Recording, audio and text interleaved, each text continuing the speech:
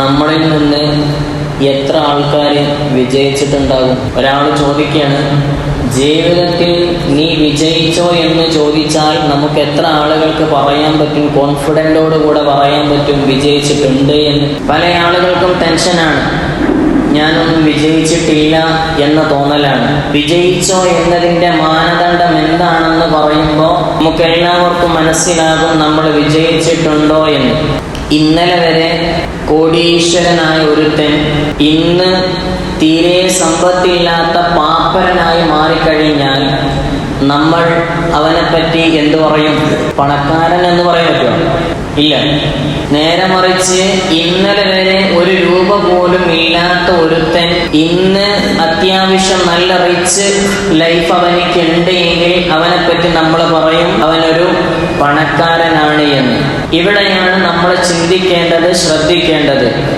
ഇന്നലെ വരെ എന്തായിരുന്നു എന്നതിലല്ല കാര്യം, നാളെ എന്താകും എന്നതിലുമല്ല കാര്യം. നേരെ മറിച്ച് പ്രസന്റിൽ അവൻ എന്താണ്, ഈ സമയത്ത് അവൻ്റെ സ്ഥിതി എന്താണെന്ന് നോക്കിയിട്ടാണ് ഓരോരുത്തരും വിജയിച്ചോ ഇല്ലേ എന്ന് നമ്മൾ വിലയിരുത്തുന്നത്. ഇങ്ങനെ നോക്കുമ്പോൾ നമ്മളെല്ലാവരും തന്നെ ജീവിതത്തിൽ വിജയിച്ചവരാണ്. കാരണം തിരുനബി സല്ലല്ലാഹു അലൈഹി വസല്ലമ തങ്ങൾ പറയുന്നുണ്ട്, വിജയിച്ചവരുടെ മാർഗം എന്നത് വിശുദ്ധ ഖുർആനിലെ ഫാത്തിഹ സൂറത്തിൽ ഇഹ്ദിനസ് സിറാത്തൽ മുസ്തഖീം, മുസ്തഖീമായ പാത, ആ മുസ്തഖീമായ പാതയിലാണ് ഞാനും നിങ്ങളും നിലകൊള്ളുന്നത്. അപ്പോൾ നമ്മൾ ഉറപ്പിച്ചു കൊള്ളുക, നമ്മൾ വിജയിച്ചവരുടെ വിഭാഗത്തിൽ പെട്ടവരാണ്. വിശുദ്ധ ദീനുൽ ഇസ്ലാമിൽ തന്നെ അങ്ങനെയാണ്. കാരണം ഇത് മരിക്കുന്ന സമയത്ത് ഇതുവരെ അവൻ എങ്ങനെ ജീവിച്ചു എന്നത് നോട്ടമില്ല, അല്ലെങ്കിൽ ഇനി അങ്ങോട്ട് അവൻ എങ്ങനെ ജീവിക്കുന്നു എന്നും നോട്ടമില്ല. മരിക്കുന്ന സന്ദർഭത്തിൽ അവൻ എങ്ങനെ എന്നത് അടിസ്ഥാനപ്പെടുത്തിയിട്ടാണ് അവന്റെ അവസാന വിധി വരെ വരുന്നത്. ചുരുക്കി പറഞ്ഞാൽ നമ്മുടെ ജീവിതത്തിലെല്ലാം ഈ സംഭവിച്ചുകൊണ്ടിരിക്കുന്ന ഈ സമയത്തെ കുറിച്ചുള്ള ചിന്തയായിരിക്കണം നമുക്ക് വേണ്ടത്. അതല്ലാതെ നമ്മൾ ഓരോ സെക്കൻഡും തന്നെ നമുക്ക് ടെൻഷൻ വരാനുള്ള കാരണം, അല്ലെങ്കിൽ ടെൻഷൻ അടിക്കാനുള്ള, സന്തോഷിക്കാതിരിക്കാനുള്ള കാരണമെന്ന് പറയുന്നത് ഒന്നിരിക്കൽ നമ്മുടെ ജീവിതത്തിൽ ഗതകാലത്തിൽ സംഭവിച്ചു പോയ ആ ഒരു പ്രശ്നങ്ങളെ ചുറ്റിപ്പറ്റിയായിരിക്കും, അല്ലെങ്കിൽ നമ്മൾ വരാനിരിക്കുന്ന കാലത്തെ ഓർത്തുകൊണ്ടായിരിക്കും നമ്മുടെ ടെൻഷൻ. അല്ലാതെ ഒരിക്കലും ഇപ്പോൾ ഉള്ള സമയത്തെ കുറിച്ച് ഒരു ടെൻഷനും നമുക്ക് ഉണ്ടാവുകയില്ല. നിങ്ങളൊന്ന് ആലോചിച്ച് നോക്ക്, ഇന്ന് രാവിലെ നമുക്ക് നല്ല ആശ്വാസമായ ഫുഡ് ലഭിച്ചു, ഇപ്പൊ നമ്മൾ നിസ്കരിക്കാൻ വേണ്ടി അള്ളാഹുവിന്റെ മുന്നിലേക്ക് എത്തിയിരിക്കുന്നു. അടുത്ത സെക്കൻഡിൽ എന്ത് നമ്മോട് നോക്കാൻ പറഞ്ഞിട്ടില്ല, നമ്മളോട് അടുത്ത സെക്കൻഡിൽ എന്ത് എന്ന് അള്ളാഹു സുബ്ഹാനഹു വ തആല നോക്കാൻ വേണ്ടി പറഞ്ഞിട്ടില്ല. ഇപ്പോ എന്താണ്, വളരെ സന്തോഷത്തോടു കൂടെയാണ് നമ്മൾ നിൽക്കുന്നത്. ഇങ്ങനെ ചിന്തിക്കുമ്പോൾ നമുക്ക് ഒരു ടെൻഷനും ഉണ്ടാവത്തില്ല. ഒരു രാജ്യത്ത് ഒരു രാജാവ് ഉണ്ടായിരുന്നു. ആ രാജാവ് തന്റെ പ്രജകളെല്ലാം കണ്ടുകൊണ്ടിരിക്കുക, എല്ലാവരും വളരെ സന്തോഷവാനായി നിൽക്കുന്ന സമയത്ത് ഈ രാജാവ് തന്റെ മന്ത്രിയോട് പറയുന്നുണ്ട്, മന്ത്രി, ഈ എൻ്റെ പ്രജകൾക്കെല്ലാം വളരെയധികം സന്തോഷവാന്മാരാണ് അവരെല്ലാം, പക്ഷേ എനിക്ക് ഈ സന്തോഷമില്ലല്ലോ, അതിൻ്റെ കാരണം എന്താണെന്ന് മന്ത്രിയോട് രാജാവ് പരാതി പറഞ്ഞു. അപ്പോൾ മന്ത്രി മറുപടി പറഞ്ഞു, രാജാവേ, നിങ്ങളുടെ ഇതിനുള്ള പരിഹാരം ഞാൻ നിങ്ങൾക്ക് കാണിച്ചു തരാം. ഒരു 99ന്റെ പരീക്ഷണം നമുക്ക് നടത്താമെന്ന് പറയുന്നുണ്ട്.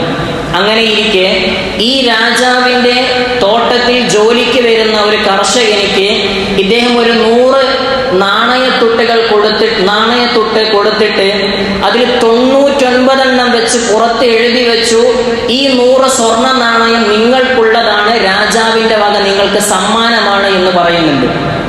അങ്ങനെ കർഷകൻ തോട്ടത്തിലേക്ക് എത്തുന്നു. തോട്ടത്തിൽ വന്ന് നോക്കുമ്പോൾ ഒരു പൊതി കിട്ടുന്നു. പൊതിയിൽ എഴുതി വെച്ചിട്ടുണ്ട്, ഈ 100 സ്വർണ്ണ നാണയം നിങ്ങൾക്കുള്ളതാണ്, രാജാവിന്റെ സമ്മാനമാണ്. ഈ കർഷകൻ അതും എടുത്ത് വീട്ടിലേക്ക് തിരിച്ചു പോകുന്നു. അവിടെ നിന്ന് എണ്ണുകയാണ്. എണ്ണുന്ന സമയം വെറും 99 മാത്രമേ ഉണ്ടായിരുന്നുള്ളൂ.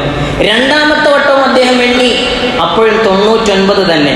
റിപ്പീറ്റ് അടിച്ചു, മൂന്നാമത് എണ്ണിപ്പോഴും 99 തന്നെയാണ്. പക്ഷേ ഇദ്ദേഹത്തിന് ആകെ പരിഭ്രാന്തിയായി പോയി. എൻ്റെ ഈ ഒരു സ്വർണ്ണ നാണയം എവിടെ പോയി? ആകെ പേടിച്ച് ഇദ്ദേഹം അതിൻ്റെ പിന്നിൽ ഇങ്ങനെ അലയാൻ തുടങ്ങി.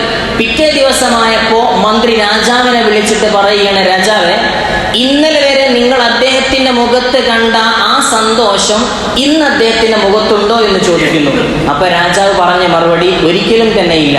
അപ്പൊ മന്ത്രി പറയുകയാണ്, ആ ഒരു സ്വർണ്ണ നാണയം, അദ്ദേഹത്തിന് കിട്ടാതെ പോയ ഒരു സ്വർണ്ണ നാണയത്തിന്റെ പിന്നിലാണ് അദ്ദേഹം തേടിക്കൊണ്ടിരിക്കുന്നത്. 99 സ്വർണ്ണ നാണയം കിട്ടിയിട്ട് അതിനെ ആസ്വദിക്കാനുള്ള ഒരു മാനസിക രീതി അദ്ദേഹത്തിന്റെ ജീവിതത്തിൽ വരുന്നില്ല. അതുപോലെയാണ് രാജാവിന്റെ അവസ്ഥ. ഇന്ന് രാജാവിന് ഈ രാജ്യം കിട്ടി, അടുത്ത രാജ്യം എങ്ങനെ പിടിച്ചടക്കണമെന്ന ചിന്തയിലാണ് രാജാവ് ജീവിക്കുന്നത്.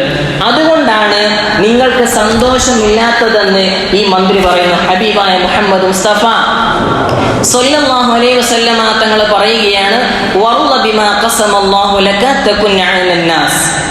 നിനക്ക് ലഭിച്ചതെന്തോ അതിൽ നീ എപ്പോഴാണോ സംതൃപ്തനായി ഉള്ളത് കൊണ്ട് തൃപ്തിപ്പെട്ട് ജീവിക്കുന്നത്, ആ സമയം ഈ ദുനിയാവിലുള്ള എല്ലാ ജനങ്ങളെക്കാളും നീ ഐശ്വര്യവാനാണെന്ന് മുഹമ്മദ് മുസ്തഫ സ്വല്ലല്ലാഹു അലൈഹി വസല്ലമ തങ്ങൾ പറയുകയാണ്. അതുകൊണ്ട് നമുക്കുള്ളത് കൊണ്ട് തൃപ്തിപ്പെട്ട് ജീവിക്കാനുള്ള മനസ്സ് അത് നമ്മൾ ആദ്യം ഉണ്ടാക്കിയെടുക്കണം. രണ്ടാമതായിട്ട് നമ്മുടെ ജീവിതത്തിൽ 24 മണിക്കൂറും സന്തോഷം വേണമെന്നുണ്ട് എങ്കിൽ നമ്മുടെ ശരീരത്തിന്റെ ഉള്ളിലിരിക്കുന്ന ആത്മാവിന് ഭക്ഷണം നമ്മൾ കൊടുക്കണം. ആത്മാവിനുള്ള ഭക്ഷണം എന്ന് പറയുന്നത് ആത്മീയതയാണ്. ആത്മീയത എന്ന് കേൾക്കുമ്പോൾ നമുക്ക് ഉടനടി വരുന്ന ഓരോ തോട്ട് എന്ന് പറയുന്നത് ഒന്നുകിൽ നിസ്കാരം, അല്ലെങ്കിൽ നോമ്പ്, അല്ലെങ്കിൽ സക്കാത്ത് കൊടുക്കല്, ദിക്ർ ചൊല്ലല്, സ്വലാത്ത് ചൊല്ലല്, ഇതൊക്കെയാണ് നമ്മുടെ ഉള്ളിൽ വരുന്ന ആത്മീയത എന്ന് പറയുന്നത്. എന്നാൽ ഞാൻ പറയുന്നു, ഈ നിസ്കാരവും നോമ്പും അതുപോലെ തന്നെ മറ്റു കാര്യങ്ങളെല്ലാം അതെല്ലാം ഭൗതികതയാണ്, ഒന്നും ആത്മീയതയായി തീരുന്നില്ല. നമ്മുടെ ഇപ്പോഴത്തെ സാഹചര്യം അനുസരിച്ചെല്ലാം ഭൗതികതയാണ്. തിരുനബി സ്വല്ലല്ലാഹു അലൈഹി വസല്ലമ തങ്ങൾ പറഞ്ഞ ആ ആത്മീയത എന്ന് പറയുന്നത് അള്ളാഹുവിലുള്ള സാമീപ്യമാണ്. സൃഷ്ടിച്ച് പരിപാലിച്ചു കൊണ്ടിരിക്കുന്ന ആ അള്ളാഹുവിലുള്ള സാമീപ്യം കരസ്ഥമാക്കുന്നതിനാണ് ആത്മീയത എന്ന് പറയുന്നത്. ഒരാൾ 100 റക്അത്ത് നിസ്കരിച്ചു എന്ന് കരുതുക. അദ്ദേഹത്തിന് അള്ളാഹുവിലുള്ള ആ സാമീപ്യം കിട്ടിയിട്ടില്ല എങ്കിൽ അവൻ്റെ ആ 100 റക്അത്ത് നിസ്കരിച്ചു എന്നല്ലാതെ അതിലൊരു ആത്മീയത അവനിക്ക് തൊട്ട് തീണ്ടിയിട്ടില്ല. നേരെ മറിച്ച് മറ്റൊരാൾ 1 റക്അത്ത് നിസ്കരിച്ചു, പക്ഷെ അയാൾക്ക് നല്ല ആത്മീയ ബോധം, അള്ളാഹുവിലുള്ള ആ സാമീപ്യം കരസ്ഥമാക്കാൻ കഴിഞ്ഞിട്ടുണ്ട് എങ്കിൽ അവനിക്ക് ആ 1 റക്അത്ത് മാത്രം മതി. അവൻ ആത്മീയപരമായിട്ട് അവൻ മുന്നോട്ട് കുതിച്ചു എന്നാണ് അതിൻ്റെ അർത്ഥം. നമ്മുടെ ജീവിതത്തിൽ നമ്മൾ എല്ലാ അമലുകളും ചെയ്യുന്നുണ്ട്, പക്ഷേ ഇതിലൊന്നും നമുക്ക് എന്ത് നേടാൻ കഴിയുന്നില്ല? ആത്മീയമായ ആ ഒരു സംതൃപ്തി നേടാൻ കഴിയുന്നില്ല. ഒരു ഡോക്ടർ അടുക്കിലേക്ക് ഉറക്കം കിട്ടാത്തതിൻ്റെ പേരിൽ ഒരാൾ ചെല്ലുകയാണ്. അപ്പോൾ ഡോക്ടറോട് ചോദിച്ചു, ഡോക്ടറെ എനിക്ക് ഉറക്കം ലഭിക്കുന്നില്ല. അപ്പോൾ ഡോക്ടർ പറഞ്ഞു, നീ കിടക്കുന്നതിൻ്റെ മുന്നോടിയായിട്ട് 300 പ്രാവശ്യം എണ്ണിയാൽ മതി, 300 വരെ എണ്ണിയാൽ മതി, നിനക്ക് ഉറക്കം ലഭിക്കും എന്ന് ഡോക്ടർ പറഞ്ഞു. ഇദ്ദേഹം രാത്രി ഉറങ്ങാൻ കിടക്കുന്നു. ഇദ്ദേഹം 300 തവണ എണ്ണുന്നു. റിട്ടേൺ ഡോക്ടറുടെ അടുക്കലേക്ക് തിരിച്ചെത്തുന്നു. ഡോക്ടറെ, നിങ്ങളുടെ മരുന്ന് ഫലിച്ചിട്ടില്ല. അപ്പോൾ ഡോക്ടർ ചോദിച്ചു, നിങ്ങളെന്താ ഞാൻ പറഞ്ഞതുപോലെ ചെയ്തിട്ടില്ലേ? അപ്പോൾ ഡോക്ടർക്ക് അദ്ദേഹം കൊടുത്ത മറുപടി, ചെയ്തു, പക്ഷെ ഒരു 120 ആയപ്പോഴേക്ക് എനിക്ക് ഉറക്കം സംഭവിച്ചു. പക്ഷെ നിങ്ങൾ എന്നോട് പറഞ്ഞത് 300 തവണ എണ്ണാനല്ലേ? നിങ്ങൾ എന്നോട് പറഞ്ഞത് 300 തവണ എണ്ണാനാണ്. ഞാൻ എൻ്റെ ഉറക്കം ഒഴിച്ച് ഞാൻ 300 തവണ എണ്ണിയപ്പോൾ എൻ്റെ ഉള്ള ഉറക്കം പോയി. എങ്ങനെയുണ്ട്? ഇതാണ് നമ്മുടെ ജീവിതത്തിൽ നമ്മുടെ അവസ്ഥ. ഈ ഡോക്ടറുടെ കാര്യം നമുക്കൊക്കെ മനസ്സിലായി. പക്ഷേ എങ്കിൽ 100 തവണ ദിക്ർ ചെല്ലാൻ പറഞ്ഞാൽ നമ്മൾ എന്ത് ചെയ്യും? ആ 100 തവണ കറക്റ്റ് ചൊല്ലും. പക്ഷെ ഒരു തവണ പോലും നമുക്ക് ആത്മീയത വരുന്നില്ല. തറാവീഹ് 20 റക്അത്താണെന്ന് പറയുമ്പം ഷാട്ട് പൊട്ടടിച്ച് 20 റക്അത്ത് നമ്മൾ നിസ്കരിക്കുന്നുണ്ട്. പക്ഷെ ഒരു റക്അത്തിൽ പോലെ നമുക്ക് എന്താകുന്നില്ല? ആത്മീയത വരുന്നില്ല. ഫർള് നിസ്കാരം അല്ലാഹു സുബ്ഹാനഹു വ തആല നൽകിയത് എന്തിനാണെന്ന് നമ്മൾ എപ്പോഴെങ്കിലും ചിന്തിച്ചിട്ടുണ്ടോ? ഒരു അന്യ സംസ്ഥാനത്തിൽ നിന്ന് ഒരുപാട് കുട്ടികളെ നമ്മുടെ ഈ കേരളത്തിലേക്ക് കൊണ്ടുവന്ന സമയത്ത് ആ കുട്ടികൾക്ക് നമ്മൾ ഭക്ഷിക്കാൻ വേണ്ടി കൊടുത്തത് നല്ല മീൻകറിയും ചോറുമായിരുന്നു. മീൻകറിയും ചോറും കുട്ടികൾക്ക് ഭക്ഷിക്കാൻ വേണ്ടി കൊടുത്തു.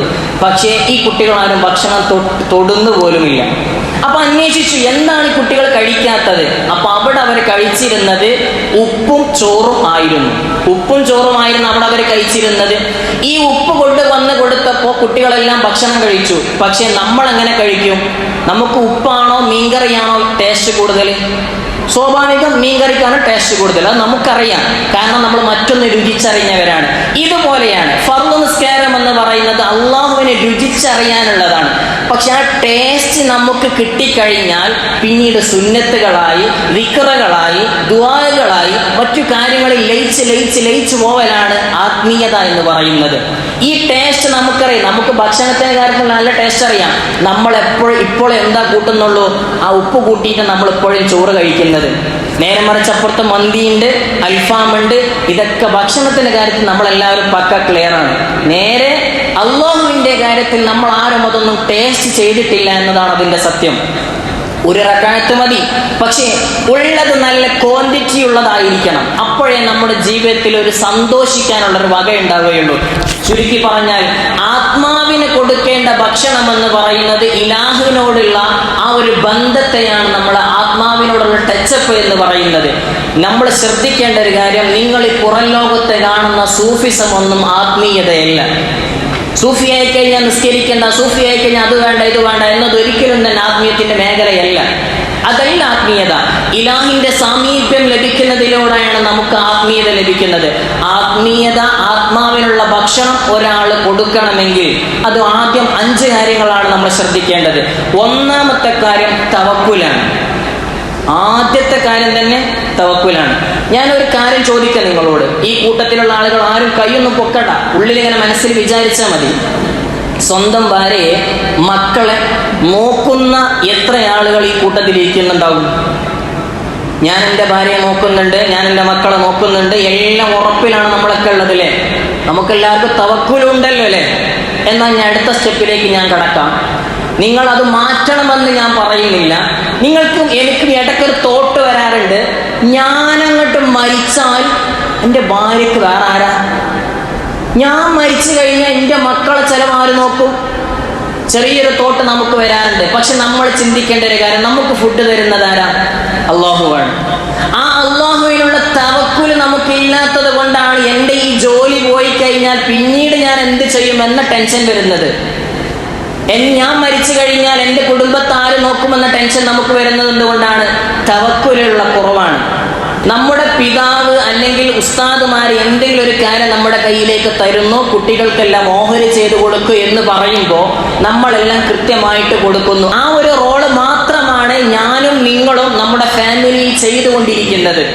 അതല്ലാതെ നമ്മളെല്ലാവർക്ക് ചെലവിന് കൊടുക്കുന്നത്. ചിന്ത പോകേണ്ടത് അല്ലാഹു സുബ്ഹാനഹു വ തആല നമുക്ക് നൽകിയ സമ്പത്തിൽ നിന്ന് നമ്മൾ കൊടുക്കുന്നു. ഹബീബായ മുഹമ്മദ് മുസ്തഫ സ്വല്ലല്ലാഹു അലൈഹി വസല്ലം തങ്ങൾ പറയുന്നുണ്ട്, ഒരാൾ വിവാഹം കഴിച്ചു കഴിഞ്ഞാൽ അവന്റെ ഭാര്യയ്ക്കുള്ളത് കൂടെ അല്ലാഹു സുബ്ഹാനഹു വ തആല അവനിക്ക് നൽകുന്നു. നിങ്ങളൊന്ന് ആലോചിച്ച് നോക്ക്. കല്യാണം കഴിക്കുന്നതിന് മുന്നേ നിങ്ങൾക്ക് എത്ര സാലറി? ശേഷം സാലറിയിൽ ഒരു ചേഞ്ചും ഇല്ല. പക്ഷെ നിങ്ങളെ കാര്യങ്ങൾ നടക്കുന്നില്ലേ? വീട് നടക്കുന്നില്ലേ? വീട്ടിലെ കാര്യങ്ങൾ നടക്കുന്നില്ലേ? അതാരാ നൽകിയേ? അതിൽ ബറക്കത്ത് ആരാ തന്നെ? അല്ലാഹു സുബ്ഹാനഹു വ തആല കൃത്യമായിട്ട് നമുക്ക് നൽകിയതാണ്. നമ്മൾ ചിന്തിക്കേണ്ട ഒരു കാര്യം, ഞാനൊരു കാര്യം കൂടെ ചോദിക്കാം. നിങ്ങൾ ഒരു രാത്രി യാത്ര ചെയ്യുകയാണ്. ഒരു യാത്ര ചെയ്യുന്ന സമയത്ത് ഒരു പള്ളിയിലെത്തി, ആരുമില്ലാത്തൊരു സ്ഥലത്ത് നിങ്ങൾ യാത്രയിൽ പെട്ടുപോയി. ഒരു പള്ളിൻ്റെ അകത്ത് നിങ്ങൾ എത്തുന്ന സമയം നിങ്ങൾക്കൊരാൾ ഭക്ഷണം കൊണ്ട് തന്നു. എന്നിട്ട് അയാൾ നിങ്ങളോട് പറയുകയാണ്, എന്തെങ്കിലും ആവശ്യമുണ്ട് എങ്കിൽ ഈ നമ്പറിൽ നിങ്ങൾ വിളിച്ചോളിട്ടോ എന്ന് പറഞ്ഞ് നമ്പർ തന്നാൽ നമ്മൾ വാങ്ങുമോ ഇല്ലയോ? അത് വാങ്ങിയ അതിൻ്റെ അർത്ഥം എന്തെന്നറിയോ? നമുക്ക് തവക്കുലില്ല. കാരണം ആരുമില്ലാത്ത ഈ നാട്ടിൽ നിന്ന് ഞാൻ വന്നത് ആരും അറിയാത്ത ഈ സമയത്ത് എനിക്ക് ഭക്ഷണം തന്ന അള്ളാഹ്ക്കറിയില്ല അടുത്ത സമയത്ത് എന്ത് ചെയ്യണമെന്ന്. ബഹുമാനപ്പെട്ട ഇബ്രാഹിം നബി അലൈഹി സ്വലാത്തു വസ്സലാമിനോട് നമ്രൂദിന്റെ തീക്കുണ്ടാരത്തിലേക്ക് ഇടുന്ന സമയത്ത് ജിബ്രീൽ വന്ന് ചോദിക്കുന്നുണ്ട്, ഇബ്രാഹിം നബിയെ എന്തെങ്കിലും അള്ളാഹുവിനോട് പറയാനുണ്ടോന്ന്. അപ്പൊ ഇബ്രാഹിം നബി പറഞ്ഞെന്താ അറിയോ? എനിക്ക് എന്ത് വേണമെന്ന് എന്നേക്കാൾ കൂടുതൽ അറിയുന്ന ആളാണ് റബ്ബാണ്. ആ റബ്ബിനോട് എനിക്കൊന്നും പറയാനില്ല, അവൻ എന്താന്ന് വെച്ചാൽ തീരുമാനിച്ചോട്ടെ. അതിനാണ് തവക്കുൽ എന്ന് പറയുന്നത്. നാളെ മുതൽ പണിക്ക് പോകണ്ടെന്നല്ല. നമ്മൾ പോകുമ്പോൾ നമ്മൾ ചിന്തിക്കേണ്ടത് ഇതെല്ലാം എൻ്റെ റബ്ബിലുള്ള ആ റബ്ബിന്റെ കരുണയാണ് എന്ന ചിന്തയാണ്, ബോധമാണ് നമുക്ക് വേണ്ടത്. രണ്ടാമത് വേണ്ടത് തഖ്വയാണ്. നമ്മൾ ഇഷ്ടപ്പെട്ട ഒരാളുമായിട്ട് വാഹനത്തിൽ കയറുമ്പോൾ, ഒരു കാറിൽ നമ്മൾ സഞ്ചരിക്കുകയാണ്, അവനുമായിട്ട് സഞ്ചരിക്കുന്ന സമയത്ത് അവനിക്ക് ഇഷ്ടപ്പെടാത്ത എന്തെങ്കിലും ഒരു കാര്യം നമ്മൾ ആ വാഹനത്തിൽ വെച്ച് സംസാരിക്കുമോ? ഇല്ല. അത്രയേ നമ്മൾ ചിന്തിക്കേണ്ടതുള്ളൂ. അള്ളാഹുവിന് ഇഷ്ടമില്ലാത്തത് ഈ സമയം 24 hour നമ്മളെ നോക്കിക്കൊണ്ടിരിക്കുന്ന, വീക്ഷിച്ചു കൊണ്ടിരിക്കുന്ന, നമ്മളെ കൂടെയുള്ള ഈ റബ്ബിന് ഇഷ്ടപ്പെടാത്തത് നമ്മൾ സംസാരിക്കാൻ പാടുണ്ടോ? ഇല്ല. അവിടെ നിന്ന് എന്തെങ്കിലും ചെയ്യാൻ പാടുണ്ടോ? ഇല്ല. അതിനാണ് തഖ്വ എന്ന് പറയുന്നത്. മൂന്നാമത്തെ കാര്യം ഇത്തിബാ നബി സല്ലല്ലാഹു അലൈഹി വസല്ലം. തിരുനബി സല്ലല്ലാഹു അലൈഹി വസല്ലം തങ്ങളെ ഇത്തിബാ ചെയ്യുക. ബഹുമാനപ്പെട്ട മുത്തബി ഹുസൈൻ അബ്ദുല്ലാഹി ഇബ്നു അബ്ബാസ് റളിയല്ലാഹു അൻഹു തങ്ങൾ ഒരു വഴിയിലൂടെ നടന്നു പോവാണ്.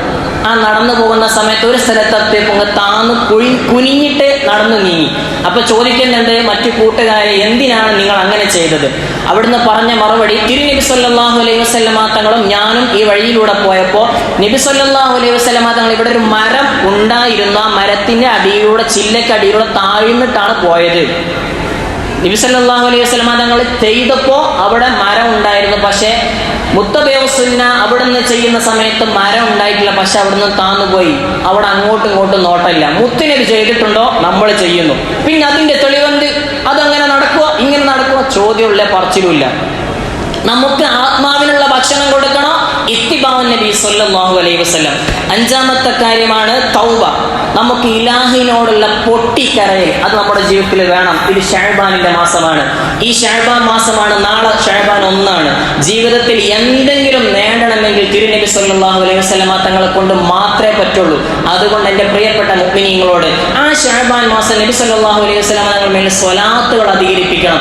ബഹുമാനപ്പെട്ട ഇമാമുന ഷാദുലി റളിയല്ലാഹു അൻഹു നമ്മൾ പറയുന്നുണ്ട്, എല്ലാവർക്കും ടെൻഷനാണ് ഉസ്താദെ, കഴിഞ്ഞ കാലത്ത് ഓർക്കുമ്പോൾ വളരെ മോശമാണ്, ഞാനൊന്നും നന്നാവില്ല എന്ന് തോന്നുന്ന ആൾക്കാരോട് ഷാദുലി ഇമാം പറയുന്നുണ്ട്, നീ ജീവിതത്തിൽ സ്വലാത്ത് പതിവാക്കിക്കോ.